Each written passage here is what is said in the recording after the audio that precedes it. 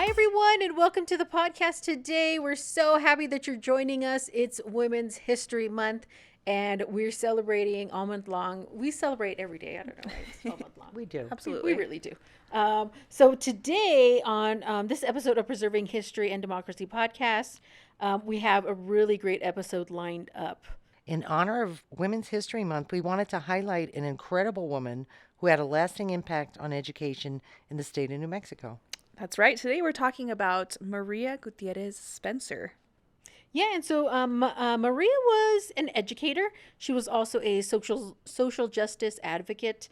Bern, do you want to tell us why you chose Maria Spencer? I love this story. I do want to tell you. When I was 12 years old, I got my first kiss from a boy who did not speak a word of English. He was an immigrant from Colombia who moved to New York City, where I lived, and the rest of his family lived. And he struggled in school and was teased for being stupid, and he was very isolated from his classmates. His school offered no bilingual education, and with time he did manage to learn and assimilate, but those early months had to be very tough for him. And he was an outcast and judged as ignorant simply because he did not speak English. This is part of the reason that I have sought out an educator for bilingual education and found the work of Maria Gutierrez Spencer. Bern, I'm just learning about Isn't this that cute? story. That is so cute. She told me about it when we first met, and I was like, "Oh, that's adorable." Yeah, like I was reading through the script earlier, but I kind of I didn't even really read Bern's info because Bern's going to read her own info, and then I'm like, this is getting good. I was like, all right, this is good. Okay, sorry, go ahead, Cynthia. No, they're good. Well, Maria Gutierrez Spencer lived in Doña Ana County, and she had a very similar experience to Bern's lover. Oh, that's adorable, Bern. Your first kiss. She had a very similar experience and as a non-English speaking student. In fact, she was enrolled in school at age 5 and obviously could not understand her teacher's instructions because they were in English, and was sent to the principal's office on the first day of school. Poor kid. Maria Gutierrez Spencer might have been greatly impacted by her experiences, and she went on to become an advocate for the bilingual education here in Doña Ana County. She was born in Las Cruces in 1919 and became an excellent student herself, despite the first day of school experience. Yes, and so according to her daughter, Dr. Laura Gutierrez Spencer, and I knew Dr. Gutierrez Spencer when I was at New Mexico State University. She ran the Chicano program, so I knew Dr. Wow. Spencer. She's not there anymore. She retired. But according to Dr. Gutierrez Spencer, her mom was an outstanding person and individual. She went to high school. She had an outstanding high school career. She asked her father if she was valedictorian, then could she attend Berkeley? And what's fun about this story is that, as the story goes, her dad was at the kitchen table and he was reading the newspaper when she asked him. Mm-hmm. So he wasn't really paying attention.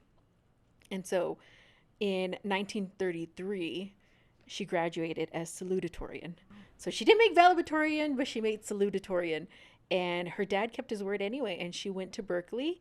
After she attended junior college, she majored in Spanish and Latin American history, and she became the first teaching assistant in the history of the department, as well as in the political science department.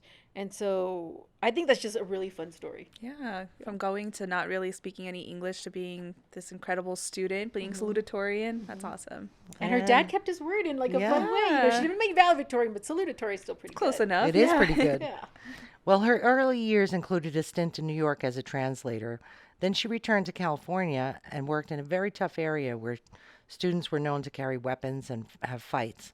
She is said to have used great patience and empathy for these kind of hardened students, and it turned them into works in progress as they showed the growing trust and respect and eventually affection for her. A health scare brought her back to her family in Las Cruces, and she began teaching at the Las Cruces High School, her alma mater. She worked there for over a decade and employed a new method of teaching for those who were English as a second language. So some of her methods included separating her students into native and non-native speakers, and they were on a separate track for 2 years.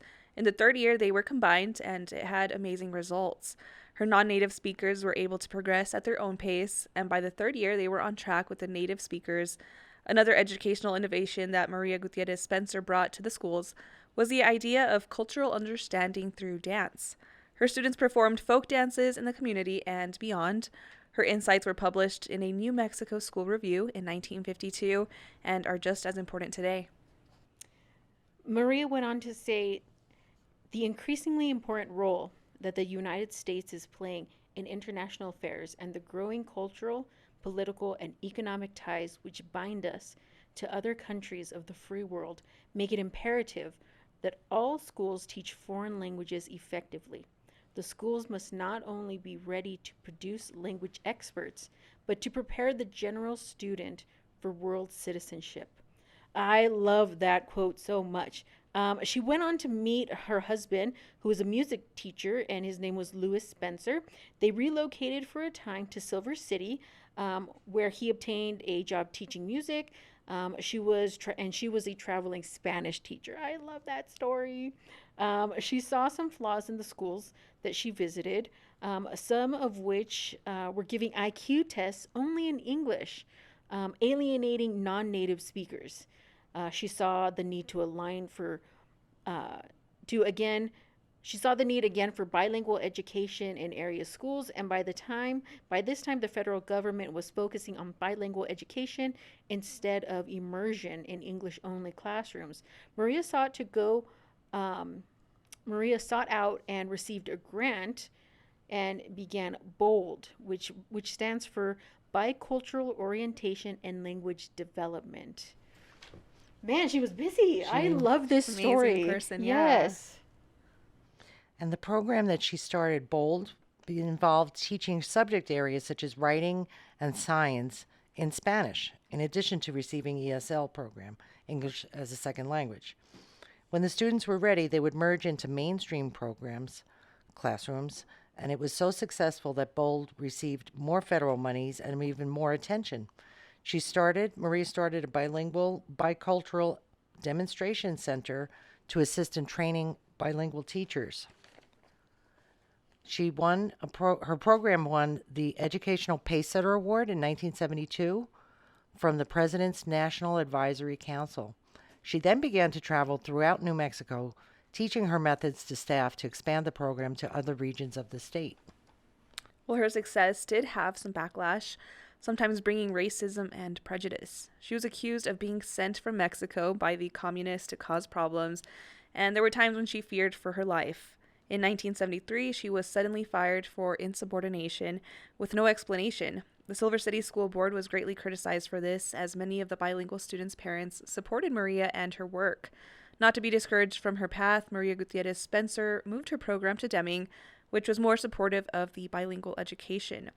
She continued her work using ESL classes and courses in Spanish language for subject area teaching. This time, the bilingual program was utilized in an elementary school with much success. It attracted bilingual education teachers from across the state who would spend 2 days observing and 1 day teaching in the classroom themselves. At this point, Maria Gutierrez Spencer was traveling beyond the state and assessed bilingual programs all across the country. So even after her retirement, Maria remained active in her field. For example, the Albuquerque School District actually hired her to evaluate their bilingual program. And in 1984, Maria received the Wonder Woman Award, which is also the same year that Rosa Parks received the award. Maria went on to and won other awards such as the New Mexico Bilingual Association Hall of Fame Award and the Governor's Award for Outstanding New Mexico Women. She served the community and her students for decades, promoting culture and the beauty of bilingualism. She affected thousands of students and teachers through her dynamic work. She died in 1992, and her ashes were spread here in Doña Ana County over the Organ Mountains. Looking at the vault, we can find deeds and trusts that were set up during her time that she spent here in Doña Ana County. I love this story. Me too. Of course, I like I said before, I know her daughter, Dr. Laura Gutierrez Spencer, and so it was just fun to kind of hear her talk about her mom and some of the things that we were reading about this story. Also, I feel like such a fun tie. Like she had to have had a tie to this program that my mom was in. My mom was in a bilingual program, and they were a class that like they started kindergarten together, and like one day English would be taught, like math would be taught in English, the next day math would be taught in Spanish, but they started together in kinder and they went all the way through middle school together. Like that teacher traveled with them, Oh, wow. and they stayed as a class together. And so I'm sure that Maria had something to do with that program, because again, it was like a full bilingual program. And so that is a really fun, That's awesome. yeah, a really fun tie, I'm sure. You know, I think it's just so important to know more than one language, and especially in education. And I love that she was such an advocate for these Spanish speaking students, because we needed that. Yeah. We needed an advocate for these students. I think a lot of times they were probably told, well, you can't, you know, be as smart as an English speaking student, but obviously they were very intelligent students as well, who deserved that, you know, that pioneer for them. So it's an incredible story. Thanks, Bern, for picking this story. Yeah, and You're so welcome. Cynthia, your first language is not English. Yeah, so I moved here from Mexico with my mom when I was 2 years old. So obviously I spoke Spanish before English. And by the time I got to kindergarten, like I knew English pretty well, but it took a lot of learning from my mom. My mom, who didn't know any English at all, she was trying to teach me my ABCs in English and all that. So I was very lucky that by the time I got to school, I knew English as well. But I think being bilingual has opened a lot of doors for me. So And so my Spanish, I can say hello, I could do like intros and things like Yeah. that. But as soon as I get into a conversation, I get really self-conscious. yeah, And so like if I have to start changing verbs or things like that, I'm just like, nope, I'm done. But also like my grandma who lived, my mom's mom, and she lived right next door to us. And so like I never went to the daycare. Like after school, I'd go and say like hang out with grandma, yeah. and we would watch telenovelas. Oh, And that's how I like learned Spanish. that's awesome. Marimad was my favorite. I don't know if you ever knew the novela Marimad. Yeah. The little dog was his name was Pulgoso. Oh, And it means flea bag. Does it? Yeah. poor doggy. It's Pulgos, yeah. And so that's like how I learned Spanish, but also like I would communicate with my grandma like basically in Spanglish. You know, half Yeah. of what I talked to her was Spanish, half of Aw. what's English. Yeah, And my grandma, like, she would never like go to the store and be speaking English, but she understood me just fine. yeah. And so I think grandma was faking it. And so, The Bern, you very- know Spanish too. I know Burn, some Spanish. yes. I know some Spanish. I Yeah. would not say I'm bilingual, but it's my, it started with that kiss, the language of love, right? I You fell in love with the it. Spanish Yeah. language. I did. I really loved it as a kid, and would spend periods of my life where there was more Spanish speaking people around me to have that practice, and then there were gaps in that, and Yeah. I lost some of it. But that's one of my goals now, is to get better at my Spanish language Good. skills. Yeah. But one of the first classrooms I ever worked in for my student teaching, I was assigned a bilingual class in Flushing, Queens, New York. And this teacher was living the dream that I wanted to live, which Yeah. was, she was a bilingual ed teacher. She had spent 5 years in Mexico City, immersed in the language. Oh, I would love to do that. Yeah. Awesome. And she came back to New York and had her own bilingual classroom, and it was just like a beautiful thing to see these kids light up, because I really did feel very sorry for Yeah. Johnny, who just he was made fun of for his shoes. He was made fun of for everything Yeah. because he was different. And the worst was, he went to a private school. They thought that was better for him. And they had Yeah. no bilingual education, and it was quite popular at the time. Yeah. So it was a loss, but eventually he did learn the language, and then he moved. Nice. Yeah. Yeah. I think it's so important to teach our kids like other languages. I've been teaching my girls Spanish, and they learn from my mom too, because my mom watches them for me. And I think it's incredible that they are kind of getting that experience with Spanish as well. They're not great at it, but my little one, she'll say some words in Spanish, and it kind of surprises me. I'm So like, wow, cute. she picked that up quick. So it's important, I think, for kids to know another language. Yeah, and I do think that I do think that learning another language opens you up to the Yeah. world. Absolutely. In school, in high school, I took French. Mm-hmm. And then, when I went to France, it's helpful. Wow. It's very helpful to Yeah. at least have some grasp on what people are saying.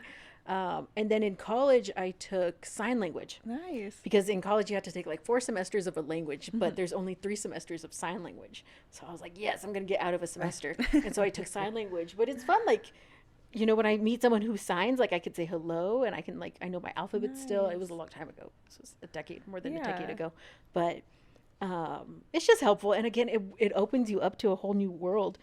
And I'm very sad that Maria, and I'm sure her husband too, had to experience just terrible things, prejudice, racism, things like that, just from small-minded or bigoted people.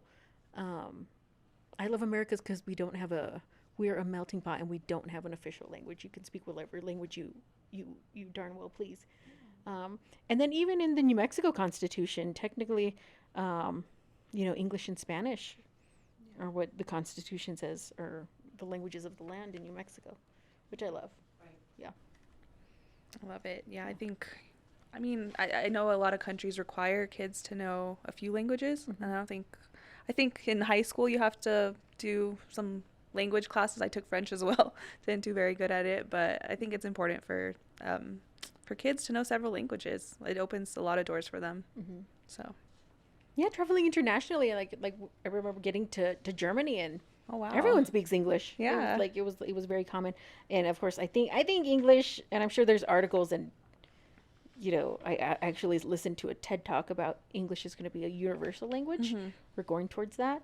And I don't know how I feel about that. I like that there's so many different languages. Yeah, me too. I like the potency of the Spanish language. I just feel like there are certain words that just carry heavier weight Yeah. than its English counterpart, and I just love the nuances. And now I've got to learn the slang Yeah. because That's the hard part. I learned no slang, and I will still say "vaya con Dios" like an old woman, but I love that phrase. It's just, I can use it sarcastically. I can use it with real meaning. Depends with your tone. Yeah. Exactly. I love it. So it's a beautiful language. I think I got to hear her name's Jamila. She was one of the astronauts Yeah. who went up with Virgin Galactic, and I got to hear her speak at a banquet. And she first did her speech in Spanish, and she's like, everything's gratitude sounds more beautiful in Spanish. And I was like, yes, It like, truly it really does. does. Yeah. It was beautiful hearing her speech in Spanish. I mean, of course, in English it was also, her gratitude for the experience she had going to space. But in Spanish, my God, it was gorgeous. Yeah. Yeah. It's just such a beautiful sound Yeah. to the words, and I've just been enamored with it since Johnny Diaz. I don't know what I could say. Well, it's kind of funny too because the name of your first kiss is also my boyfriend's name, so it's kind of funny we made a contact in that way. Your man's name Johnny Diaz? No, so his name's Juan Diaz, which is Okay. her I was like, what? boyfriend's. This is crazy. So it was Yeah. a crazy coincidence. She's like, yeah, my first kiss was named Juan Diaz. I'm like, that's my boyfriend's name. So it was a crazy coincidence. And I tried to find him on Facebook just recently. You're Just Juan Diaz, my not mine. Juan Diaz. Yes, let's be clear, my Juan Diaz. And I know that he moved to Florida like within a year of moving to Yeah. New York. And you know how many Juan Diaz's there are in Florida? Well, probably a million. So no luck so far. Darn. If you're out So there, Johnny, Juan. yeah, exactly. Yeah, if if you're you out hear there, this. come on and reach out. I'd like to see what Cool. happened to your life. Yeah, that'd be fun, Yeah, it Bird. would be. That sounds like a fun investigation. I like that. Anything else we want to talk about this one? I mean, I think they still do ESL classes at the public schools, My correct? sister is a ESL teacher in Awesome. New York. Yeah. So I love that. I think my daughter too, when she was going to kindergarten, they tested her for English and Spanish, and she knew both of them. So they asked if she wanted to be an ESL, and I didn't want her first kinder experience to be, too hard for her. So she stuck in English, but I love that that was an option. It's incredible. So I kind of wish that my mom had kept me in ESL. yeah, Because they gave my mom the option of ESL or English, and so she picked English for me. But I kind of wish she had kept me in ESL so I could Yeah. have stronger Spanish. yeah. No, it's great to have that. Jacob, how do you feel about Spanish? Oh, I love it. Are you bilingual? No, I'm No. not nowhere near close. He's learning from Burn's Spanish word of the day. Yeah, Bern sends out a Spanish word of the day to our office, or Spanish word of the week, right? Right, week, every okay. Of the Monday. week, yeah. Good. And I love those ones. Me Bern. too. Yeah, you pick good ones. Even though I already know Spanish, I'm like, what's the Spanish word of the day for Well, today? I think for the week? like legal documents Yeah. Spanish is like something that you're not Familiar used with. to. Yeah. So, Yeah. Right. So I like It has those to ones. pertain to ones we're going to use at Yeah. the counter Yeah. or somewhere on the phone, yeah. something like that. That's Yeah. awesome. I love it, Burn. Yeah. Great idea. So much fun. Well, I guess that's it for today at this episode. Thank you for joining us. This was a really fun story about the amazing Maria Gutierrez Spencer, and also some information from her daughter, who has ties to New Mexico State University in the area, Dr. Laura Gutierrez Spencer. A really good story, Bern. Thank you for bringing this to You're us. very Thank welcome. you. All right. Touched my heart. This topic is close to home for me. That's awesome. I love it, Bern. And this was a fun story for It you was. too. Yeah. So again, this episode is hosted by myself, Caroline Zamora, the Chief Deputy County Clerk, Cynthia Mendoza, our Communications Coordinator, and also Bernadine Caporal, one of our producers. And also behind camera today is Jacob Slaughter, one of our producers. If you would like to send us feedback, or if you have any questions or episode suggestions, you can send that to dacclerk@donianacounty.org. And we'll see you next time. Bye. Bye.